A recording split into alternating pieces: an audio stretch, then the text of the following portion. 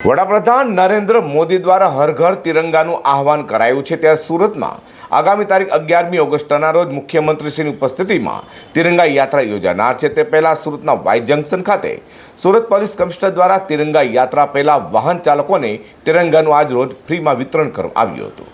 સુરતમાં આગામી તારીખ 11મી ઓગસ્ટ રવિવારના રોજ મુખ્યમંત્રીની ઉપસ્થિતિમાં તિરંગા યાત્રાનું ભવ્ય આયોજન કરાયું છે। તે અગાઉ સુરત તિરંગાના રંગે રંગાયું હોય તેવું જોવા મળી રહ્યું છે।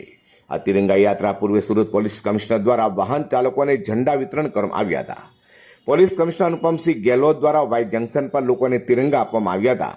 15મી ઓગસ્ટે દરેક ઘરે અને વાહનો પર તિરંગા લહેરાવાય તે હેતુથી આ કાર્યક્રમનું આયોજન કરવામાં આવ્યું હતું। આ કાર્યક્રમમાં પોલીસના ઉચ્ચ અધિકારીઓ પણ જોડાવા પામ્યા હતા।